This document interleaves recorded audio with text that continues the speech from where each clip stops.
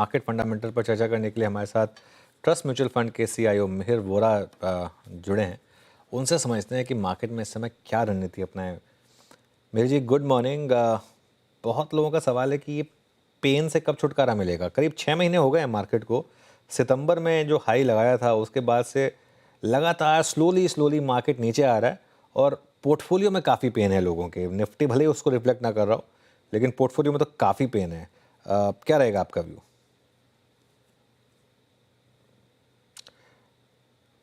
अब मिहिर जी शायद अनम्यूट करना होगा आपको।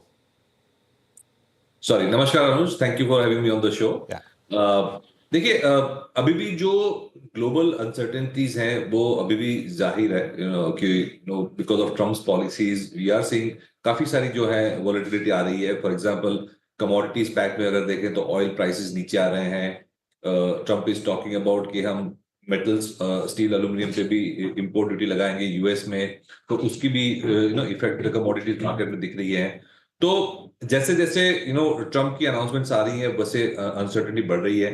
डॉलर अभी भी स्ट्रांग है, और जैसे हमने पहले भी डिस्कस किया था, जब तक डॉलर स्ट्रेंथ रहेगी तब तक ग्लोबल जो फ्लोज हैं एफआईआईएस के, वो टिपिकली हम पॉजिटिव देखना मुश्किल है, क्योंकि न सिर्फ India but most other emerging markets में से आउटफ्लोज हमें दिख रहे हैं from equities and bonds. Because of strong dollar सारा पैसा जो है यूएस में जा रहा है। तो मेरे ख्याल से थोड़े दिन की बात है, मेरे ख्याल से स्टेबलाइज होने दीजिए सिचुएशन को।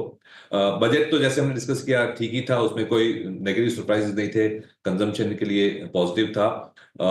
तो मेरे ख्याल से एक ये जो अनसर्टेनिटी का ग्लोबल फेज है, plus little bit of slow down जो हमने देखा था शायद अर्बन स्पेस में, वो भी शायद बजट से रेक्टिफाई हो जाएगा।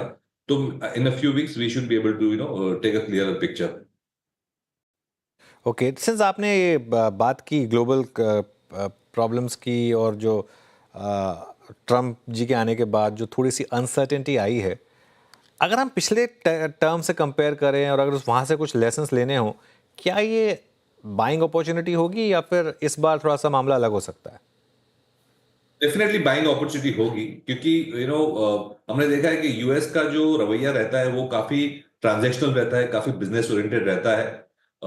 It's all about negotiations and how they think we are taking care of their interest. So अगर हम एक कोई अच्छी तरह से उसको प्रोजेक्ट करें डिप्लोमेसी से वगैरह से, और एक मिडवे पे आ जाए, और which is I think the end game वही है, तो मेरे ख्याल से ये अनसर्टेनिटी थोड़े महीनों में ठीक हो जानी चाहिए। दूसरी बात, एक अगर स्टेपिंग बैक मैक्रो पिक्चर ये है कि न यूएस ना कोई भी डेवलप्ड मार्केट ये चाहता है कि इकोनॉमी, जो ग्लोबल इकोनॉमी है, वो रिसेशन में चली जाए। वो तो सबसे ज्यादा अवॉइडेबल आउटकम है। तो मेरे ख्याल से जिस तरह से वहां पे डेट की सिचुएशन है, जो जो स्टिमुलस किया था पोस्ट कोविड में, और उसकी वजह से जो मैसिव बैलेंस शीट बढ़ गई है, लायबिलिटीज बढ़ गई है गवर्नमेंट की यूएस में खास करके, उसकी वजह से उनके पास कोई ऑप्शन नहीं है कि इकोनॉमी को अफ्लोट रखें, ग्रोथ अच्छा रखें, ताकि और मे बी इवन इन्फ्लेशन भी थोड़ा हाई रखें, ताकि ये जो डेट का प्रॉब्लम है जो सर्विस कर सके वो। क्योंकि अगर ज्यादा डेट बढ़ती है तो अगर इकोनॉमी श्रिंक होती है तो डेट टू जीडीपी और बढ़ जाती है और ज्यादा तकलीफ हो जाती है। तो मेरे ख्याल से सबकी हित में यही है कि इकोनॉमी को इम्बैलेंस ना करें, और ये जो स्ट्रक्चरल इश्यूज हैं यूएस के, जो ट्रेड डेफिसिट घटानी एक्सेट्रा, वो over a period of time एक रोड मैप बना के चलेंगे मेरे ख्याल से। ये जो हार्ड लाइन स्टांस ले रहे हैं, ये जो बहुत स्ट्रॉन्ग स्टेटमेंट्स आ रहे हैं यूएस से, वो मेरे ख्याल से एक नेगोशिएटिंग टैक्टिक है। अल्टीमेटली ये नहीं चाहते कि इंडिया जैसी कंट्री को डैमेज होए। China is the bigger problem there. मेरी जी नमस्कार, वीरेंद्र बोल रहा हूँ। अब थोड़ी देर के लिए अगर इस वॉलेटिलिटी से बाहर भी निकले, अब आप जैसे कि कह रहे हैं कि हफ्ते दो हफ्ते का माल है, ये पूरा का पूरा हमारे पास, मतलब ये पेन का फेज़ है। की टेक अवेज फ्रॉम बजट सबसे बड़े यही थे कि भाई आपको 12 लाख तक कोई टैक्स नहीं देना है। बाजार ने हाथों हाथ एफएमसीजी को पिक कर लिया। आप लोगों ने भी क्या यहाँ से एफएमसीजी को वरीयता इम्पोर्टेंस दी है क्या? आपका पिकिंग ऑर्डर क्या है स्टॉक्स का? देखिए, एफएमसीजी में इतना फर्क नहीं पड़ना चाहिए, क्योंकि जो फायदा हो रहा है टैक्स पेयर्स को हो रहा है, और एफएमसीजी ऑलरेडी काफी पेनिट्रेटेड कैटेगरी है, जहां पे इंक्रीमेंटल ग्रोथ टिपिकली रूरल वगैरह एरिया से आती है, जहां पे टैक्स पेयर का ज्यादा वो नहीं है इन्फ्लुएंस। तो हम फोकस करेंगे दो तीन एरियाज पे।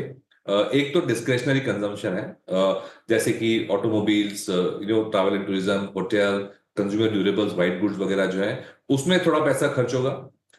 दूसरा मेरे ख्याल से एक बंच ऑफ पैसा वहां जाएगा जहां पे लेवरेजिंग हो सकती है। फॉर एग्जांपल फाइनेंस कंपनीज को फायदा हो सकता है, क्योंकि जैसे डिस्पोजेबल इनकम टैक्स पेयर की बढ़ती है तो उनकी ईएमआई पेइंग कैपेसिटी भी बढ़ती है, तो जो जो कंज्यूमर फाइनेंस और होम फाइनेंस कंपनीज हैं उनको भी फायदा हो सकता है, क्योंकि कस्टमर के पास पोटेंशियली ज्यादा ईएमआई भरने की क्षमता है।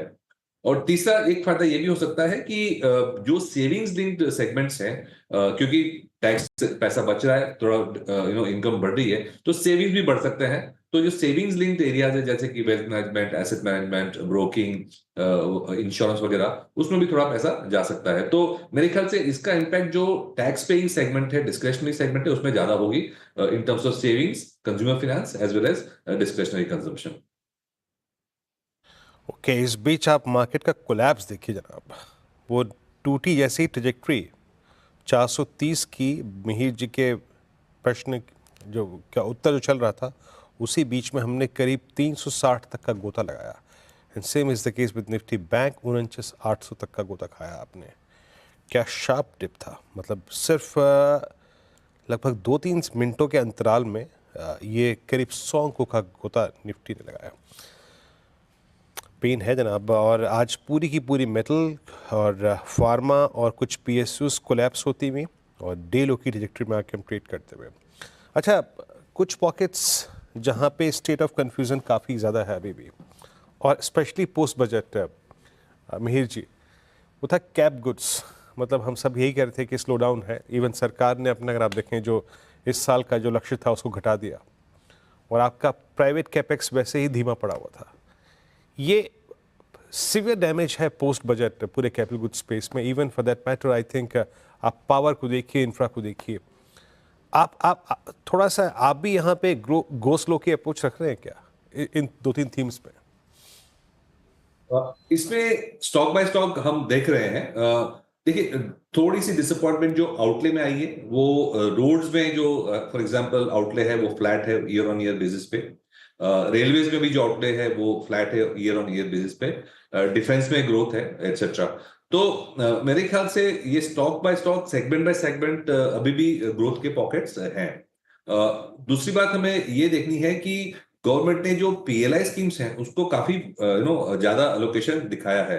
So there are lots of pockets जहां पे प्रोडक्शन लिंक्ड इंसेंटिव स्कीम्स की जो आउटले हैं 80%, 100% और 100% से ज्यादा भी ग्रो करी है सेगमेंट बाय सेगमेंट। तो वहां भी मेरे ख्याल से गवर्नमेंट का क्लियर फोकस है कि प्रोडक्शन और मैन्युफैक्चरिंग कैपेसिटी लाई जाए। तो उस तरह के सेगमेंट्स में हम स्टडी कर रहे हैं और उस तरह के सेगमेंट में हम अपॉर्चुनिटीज देख रहे हैं। मुझे नहीं लगता कि गवर्नमेंट का फोकस जो इंडिया में मैन्युफैक्चरिंग को प्रोत्साहन देना था उससे कोई उसमें से कोई कमी है।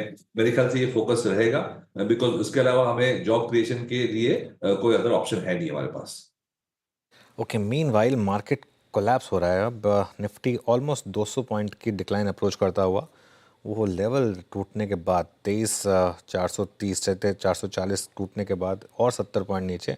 बैंक निफ्टी में भी देखिए आप, उस लेवल को जो पहला सपोर्ट था 49,850, उसके टूटते ही, पॉलिसी डे टूटते ही वापस नीचे आए। अब बैंक निफ्टी उस क्रूशल सपोर्ट 10 और 20 डे मार्केट जोन में आने की तैयारी कर रहा है, 49,650 to 750।